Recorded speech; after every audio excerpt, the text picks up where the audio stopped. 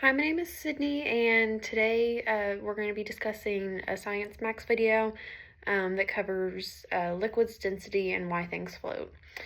So to start off the video, Phil starts putting objects in water, so like rocks, wood, carrots, water bottles, and things like that, and he explains that some things float and some don't.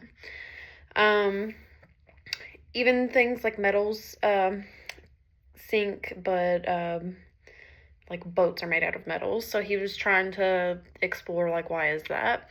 And he came to the conclusion that it's not about the material, it's about the shape and the amount of water that the object can displace. So Phil demonstrates this by like taking some tinfoil. He makes like a little tinfoil boat and encourages us at home to make our own tinfoil boat. I didn't do that though. So to max out this experiment, Phil is trying to make a tinfoil boat that's big enough to fit him in it, and that'll allow him to float in the tinfoil boat. So the first boat that Phil makes is like a simple like little like square, I guess, and it's made out of like a really big piece of aluminum foil. The piece of aluminum foil floats on its own, but the moment Phil like steps on it, it immediately sinks because he weighs too much. So the foil is too thin and it doesn't have enough structure to support Phil's weight on the water, so it just sinks.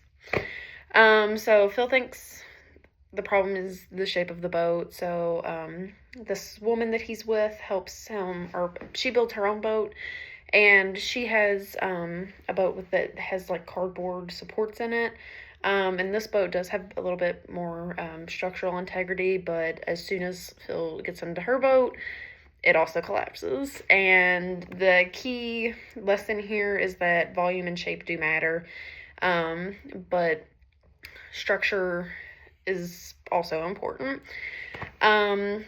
There's also like a little segment with like a pirate dude, and he talks about volume, mass, and density.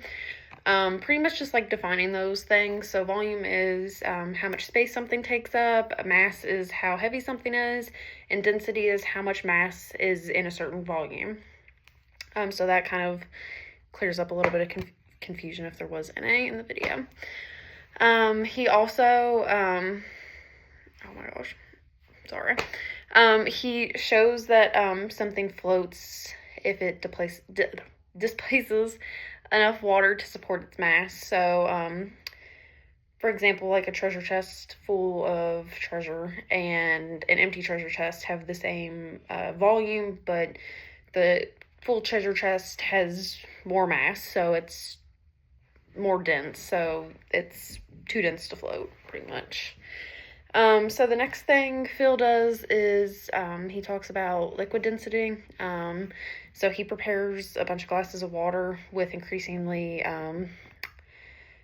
more amounts of sugar, and they're all dyed different colors, so you can kind of tell which is which. And he carefully layers each liquid into like a graduated cylinder kind of thing. I think that's what it's called. And he doesn't mix them. So the liquids arrange themselves in order of densest at the bottom to least dense at the top. And he wants to make like a maxed out version of this. So he has 12 different liquids. I think he uses like honey and lamp oil. Or just like some of the examples of the liquids he uses, and he has them in one big tube, and it looks like a rainbow, and it's pretty cool. Phil also demonstrates another like liquid related density experiment with super absorbent gel, which is found inside of diapers to like suck up like pee and things like that. He cuts it open, an unused diaper open, and he collects the powder, the like absorbent gel from inside, and he shows how quickly this gel absorbs water and becomes like a really thick paste. So to max it out, Phil mixes 5 kilograms of this gel with I think it's water, and he creates a giant swimming pool out of this gel, and I thought that was kind of nasty. I did not look. not something I would do, but he ends up getting stuck and he needs help getting out. So yeah, that was a messy experiment. But at the end of the video, Phil finally returns to the main challenge, which is trying to make the tinfoil boat that he can like float around in. So to make this boat, they used a cardboard base, metal rods to like frame around the edges to give it more structural integrity, ribs running across the boat for more support, and extra rods along the sides and the bottom, and added a bike fender to give it shape and make it more rigid. And they wrapped all of this in heavy duty layers of tinfoil, and it's a really sturdy and well supported boat, and it has enough volume to hold Phil without collapsing. So when he steps in, it works finally. I was honestly really surprised. I don't know. I don't know why. I don't know. I don't know what I'm trying to say right now.